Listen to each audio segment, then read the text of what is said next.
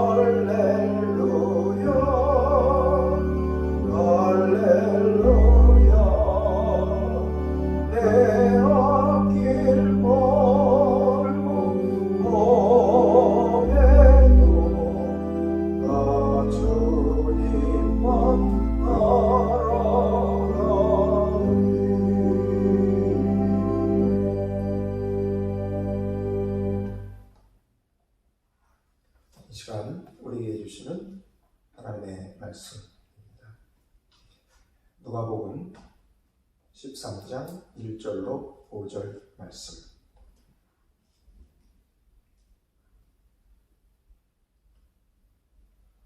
제가 봉독하겠습니다. 그때 마침 두어 사람이 와서 빌라도가 어떤 갈릴리 사람들의 피를 그들의 제물에 섞은 일로 예수께 아뢰니 대답하여 이르시되 너희는 이 갈릴리 사람들이 이같이 해받음으로 다른 모든 갈릴리 사람보다 죄가 더 있는 줄 아느냐? 너희에게 이르노니 아니라 너희도 만일 회개하지 아니하면 다 이와 같이 망하리라. 또 실로암에서 망대가 무너져 치어 죽은 18사람이 예루살렘에 거한 다른 모든 사람보다 죄가 더 있는 줄 아느냐? 너희에게 이르노니 아니라 너희도 만일 회개하지 아니하면 다 이와 같이 망하리라. 아멘. 이 본문을 중심으로 하나님의 외침이라는 제목으로 하나님의 말씀을 전해드리겠습니다. 코로나 바이러스 사태가 지속되면서 사람들은 불안한 마음을 감추지 못하고 있습니다. 불편한 마음에 누군가를 비난하기도 하고 움츠러들고 또 의기소침해하는 모습을 볼 수가 있습니다. 특별히 주님을 믿고 따르는 그리스도인으로서 이런저런 생각이 교차할 수밖에 없습니다. 하나님은 왜 우리로 하여금 이런 일을 겪게 하시는 것일까? 로마서 8장 22절 이하의 말씀입니다. 피조물이 다 이제까지 함께 탄식하며 함께 고통을 겪고 있는 것을 우리가 아느니라. 그뿐 아니라 또한 우리 곧 성령의 처음 익은 열매를 받은 우리까지도 속으로 탄식하여 양자될 것 곧 우리 몸의 속량을 기다리느니라. 죄가 세상에 들어온 이후 인간의 몸은 부패하게 되었고 허망한 존재로서 전락하고 말았습니다. 그리고 결국에는 죽음에 이르게 되었습니다. 이로 인해 우리 인간을 비롯한 세상의 모든 피조물이 고통 가운데 신음하며 살아가고 있습니다. 이러한 숙명을 지닌 피조물 모두가 바라는 것은 단 한 가지, 하나님께서 우리를 이 모든 것에서 해방시켜 주시는 것입니다. 이 모든 속박에서 자유케 되는 그날이 속히 오기를 학수고대하고 있는 것입니다.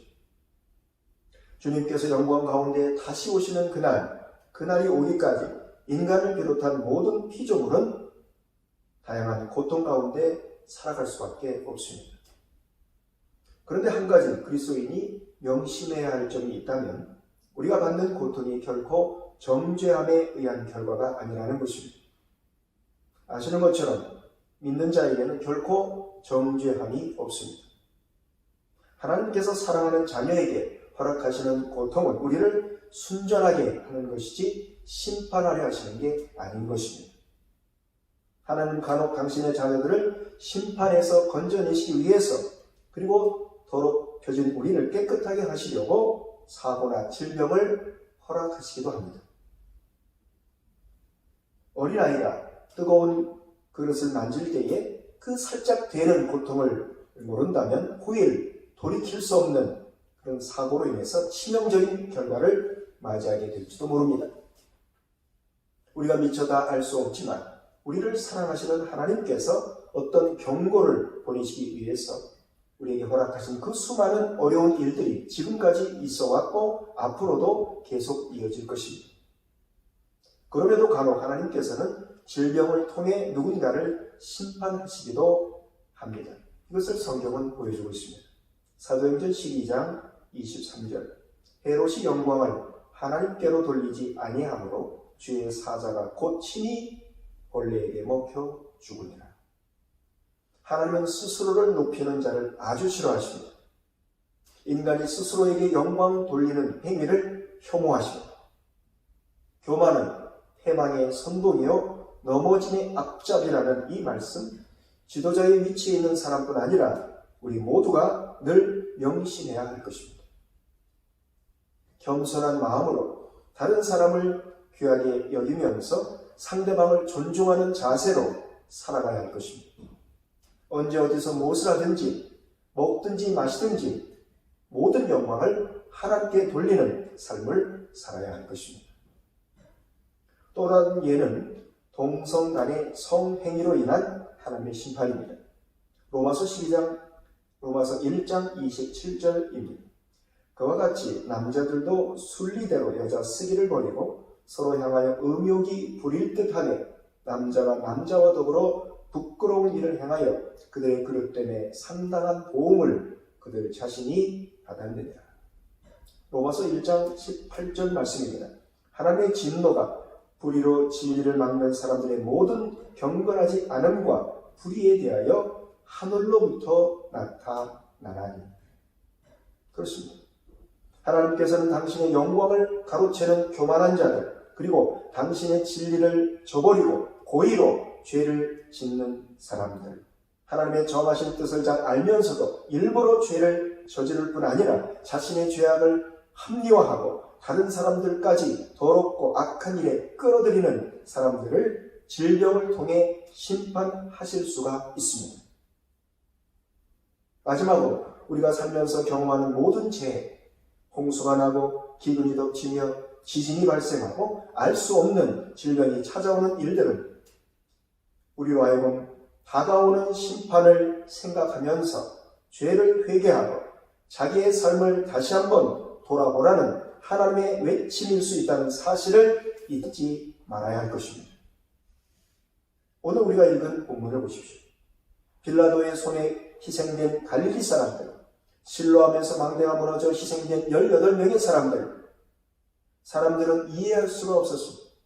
왜 죄 없는 사람들이 저 악한 정치인의 손에 희생되어야 하는가? 왜 저 선량한 사람들이 불의의 사고를 당해서 저렇게 안타깝게 죽어가야만 하는가? 예나 지금이나 비슷한 질문이 계속 이어지고 있습니다. 주님께서 우리 앞에 계시다면 틀림없이 우리도 질문할 겁니다. 주님, 도대체 왜 이런 일이 생기는 겁니까? 여러분, 주님께서 우리 질문에 뭐라고 대답하시겠습니까? 오늘 본문을 통해 주님은 이렇게 말씀하고 계십니다. 너희에게 이르노니 아니라 너희도 만일 회개하지 아니하면 다 이와 같이 망하리라. 다른 사람의 고통이나 죽음을 놓고 이러니 저러니 이야기하는 것보다 훨씬 더 시급하고 중요한 일이 있다면 그 일을 통해서 자기를 돌아보는 것입니다. 그 일을 통해서 하나님의 뜻을 깨닫는 것입니다. 사돈난말할 게 아니라 자기 역시 죽음의 길로 가고 있음을 깨닫고 돌이켜 살 길을 찾는 것입니다. 하나님은 전지하십니다. 모든 것을 아십니다. 전능하십니다. 무엇이든 다 하실 수 있습니다. 그럼에도 우리를 사랑하시는 하나님께서 왜 코로나 바이러스 같은 이런 사태를 그냥 두고 오신 것입니까? 먼저 우리를 사랑하시는 하나님께서 당신의 선하신 뜻 가운데 허락하신 일임을 기억하면서 세상을 원망하고 불평, 불만을 토로하는 데서 돌이켜서 먼저 자신을 돌아봐야 할 것입니다. 다른 사람을 비판하고 정죄하기 위해 내밀었던 손을 모아서 두렵고 떨리는 마음으로 주님께 기도해야 할 것입니다. 주여, 나를 불쌍히 여기소서. 나의 더러움과 죄악을 용서해 주시고 그럼에도 나를 사랑하시는 그 주님의 사랑을 힘입어서 내가 지금 이 시간 이 자리에서 어떻게 살아야 하겠습니까? 어떻게 예수 그리스도의 길을 따라가야 하겠습니까? 기도하면서 하나님께서 열어주시는 그 길로 순종함으로 나가서 하나님 기뻐하시는 열매를 맺는 저와 여러분이 되기를 주의 이름으로 축원합니다. 기도하겠습니다. 아버지 하나님,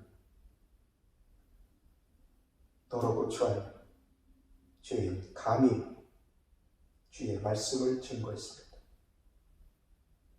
불쌍히 여겨주시고 잘못된 것 다 가려주시고 오직 주의 생명의 말씀만 증거되어서 우리 자신의 죄를 회개하고 하나님의 선하신 뜻을 다시 한번 붙들고 그 뜻을 따라 사랑하며 용서하며 착한 행실로 하나님께 영광 돌리며 살아가는 저희 모두가 되게 하여 주시옵소서.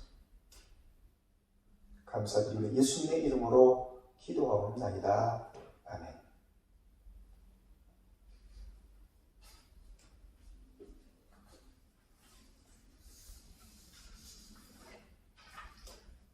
찬송 363장 함께 부르시겠습니다.